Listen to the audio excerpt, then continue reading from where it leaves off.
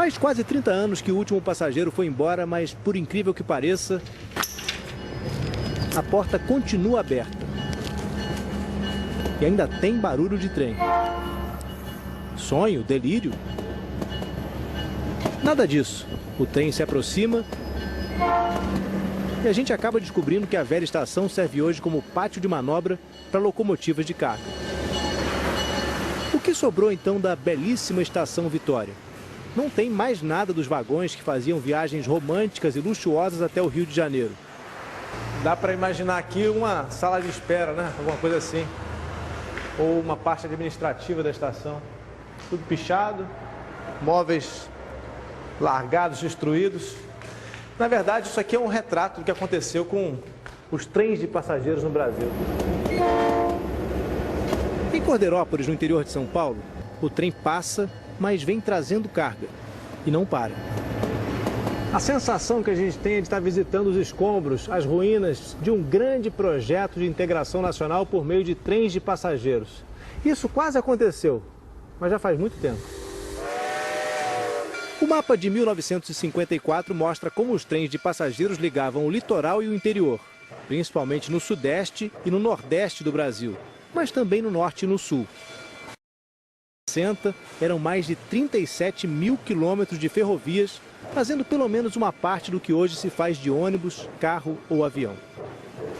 Depois de 16 anos estudando a história dos trens no Brasil, Ralph Gisbert concluiu que o maior problema foi o sucateamento da linha férrea durante a Segunda Guerra Mundial. As pessoas mais ricas, que eram as que sustentavam os trens passageiros, rapidamente largaram os trens passageiros, começaram a andar de avião, começaram a andar dos carros, que já chegavam cada vez mais baratos. Então começou a cair manutenção dos trens, manutenção das vias, manutenção das estações. Pouco a Ferrovia Paulista foi se juntando ao que sobrou da rede ferroviária federal para formar esse grande ferro velho nacional. São 5.700 vagões e locomotivas enferrujando, apodrecendo e atrapalhando. Esse galpão no interior de São Paulo guarda só uma parte da herança incômoda deixada há 15 anos pela rede federal para as concessionárias privadas, que agora operam os trens de carga no Brasil. As empresas são obrigadas a cuidar da sucata e não podem tirar um único parafuso dessa mistura de lixo e relíquias. Esse vagão escuro por onde eu estou passando aqui é sinônimo de um luxo que já não existe mais no Brasil. É o vagão dormitório de um trem de passageiro. Quer dizer, foi um vagão dormitório. Aqui dentro era um dos dormitórios. Isso aqui era o armário para colocar as roupas. A cama dobrável, porque aqui embaixo tinha um vaso sanitário. Na Grande São Paulo, existem mais de 300 vagões largados, ocupando o equivalente a 7 quilômetros de trilhos. Esses troços aqui atrapalham a gente, porque eu poderia tirar um trem por aqui, para ele entrar em operação, aí eu topo com isso aqui. O custo é, nós temos segurança, como você viu aqui, e se o segurança não está aqui no horário, eles entram, como aconteceu, bota fogo nisso, e aí? E aí que só esse ano foram 8 vagões incendiados por invasores. Por e-mail, a Agência Nacional de Transportes Terrestres disse que o material que pertencia à antiga RFF-SA está sendo incorporado ao Departamento Nacional de Infraestrutura de Transportes, o DENIT, e ainda passa por um processo de levantamento. E esses trens estão aqui há mais de 30 anos. Esse material é inservível, vai ser leiloado, vai ser vendido como sucata. Agora, isso não tem data, né? Pode levar 5 anos, 8 anos, 10 anos. E assim, por uma daquelas questões de inexplicável burocracia, o investimento astronômico feito no passado continua jogado nos galpões ao sabor dos ventos.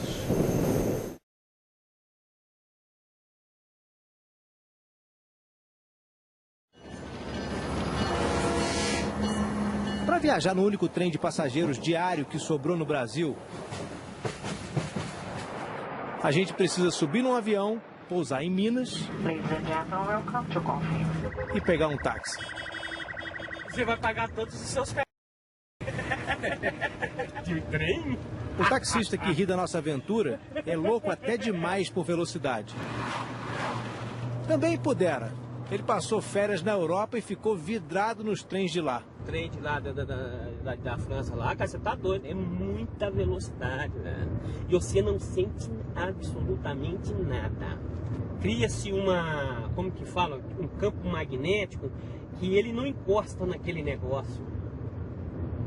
Ele anda suspenso, cara, ele anda suspenso, assim, ó. Sem saber, o taxista fala de um trem alemão que levita sobre um campo magnético formado nos trilhos. Viaja na China hoje a 430 km por hora. E deve entrar na concorrência do governo federal para um trem de alta velocidade ligando Rio, São Paulo e Campinas. Mas o trem que aparece na beira da estrada viaja lento que nem carro velho. E é nele que a gente vai de manhã.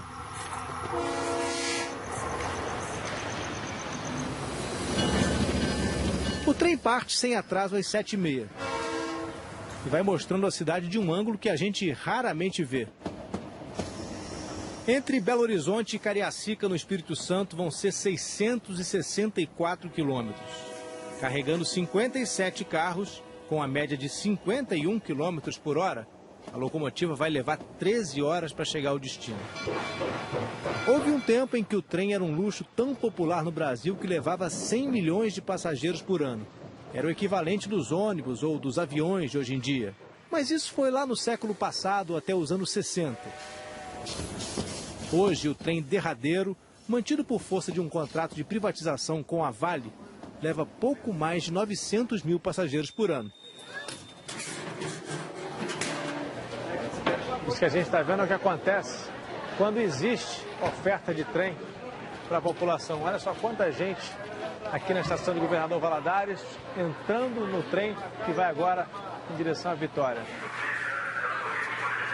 Tem fila para entrar, mas não tem que fazer check-in nem passar pelo raio-x como nos aeroportos. Não tem também nenhuma preocupação com excesso de bagagem ou congestionamento.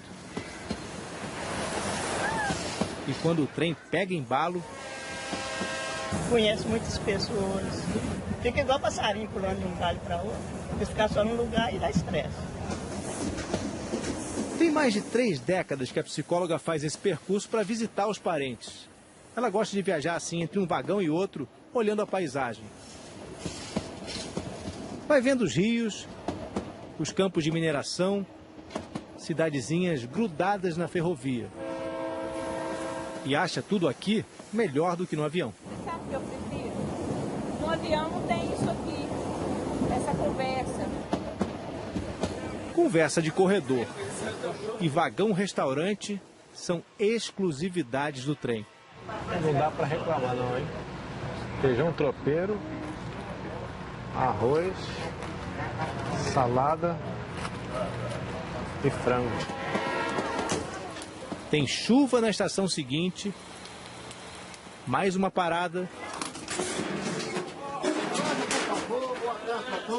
minério chegando pela contramão e um anoitecer que fica muito mais bonito pela janela do trem.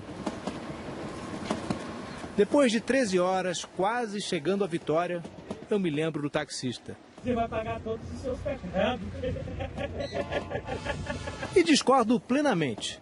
A viagem é lenta, o vagão mais moderno aqui tem 30 anos de história, mas ninguém reclama. Aqui o pessoal passeia, levanta do lugar, eu posso ir até o vagão seguinte, vejo tempos diferentes.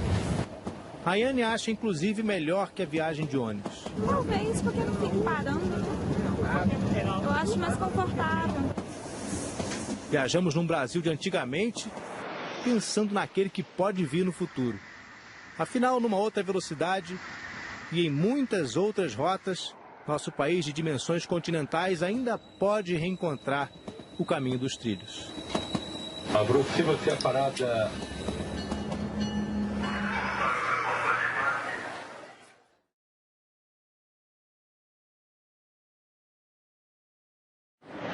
Dá para imaginar um trem desses ligando o Rio a São Paulo e depois São Paulo a Campinas?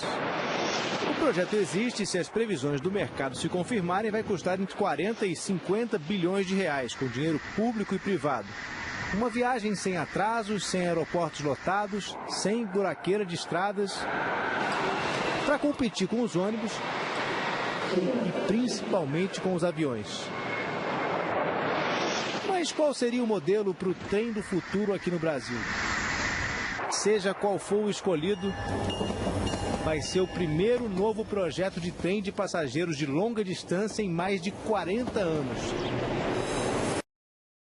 Nas estações mais antigas de São Paulo, o coordenador do Núcleo de Logística da Fundação Dom Cabral questiona o modelo proposto pelo governo. Para o trem de alta velocidade ser viável economicamente, ele teria que transportar por ano o que a ponte aérea Rio-São Paulo transporta. Dá mais de 25 milhões de pessoas. Então, na sua avaliação, é um erro fazer o trem-bala agora? Nesse momento, não tem dúvida nenhuma que é um erro. Nós poderíamos pensar nele depois dessa década, 10 anos para frente. É um recomeço ou um projeto isolado? Nós vamos realmente colocar esforços no sentido de reativar o transporte de passageiros, ainda que seja nas mesmas linhas que estão sendo expandidas para o transporte de cargas. Estão em andamento 6 projetos de trens de passageiros de longa distância. Em São Paulo, a proposta do governo estadual é uma ampliação das linhas que hoje circulam pela região metropolitana, levando os trens de passageiros para 3 cidades do interior: Sorocaba, Santos e Jundiaí. Existe também o projeto de uma parceria público-privada para ligar Belo Horizonte, Sete Lagoas, Ouro Preto e Divinópolis. E ainda o projeto de um outro trem entre Brasília e Goiânia. Fora isso, estão em estudo outros 14 trechos, ligando principalmente regiões metropolitanas e cidades médias. São projetos nas regiões Sul, Sudeste e Nordeste, que na maioria dos casos envolvem parcerias entre os estados e o Ministério do Transportes. Se tudo o que está previsto for realmente construído, vão ser mais de 3.300 quilômetros de novas linhas até 2020. As próprias empresas vão querer aumentar suas linhas, elas vão querer trazer serviços melhores, elas vão querer ofertar um pacote de valor mais atraente, né? Então, eu acredito que se a gente fizer isso com muita calma, em uns 30 anos a gente readquire a cultura do trem de passageiros no Brasil. Se vale como incentivo, existe uma luz em altíssima velocidade lá na França. São engenheiros testando os limites de uma locomotiva. Eles conseguiram acelerar a 574,8 km por hora e bateram um recorde de velocidade. Tá certo que ninguém quer bater recordes por aqui, mas andar rápido, sem atraso e sem congestionamento não seria um ótimo recomeço?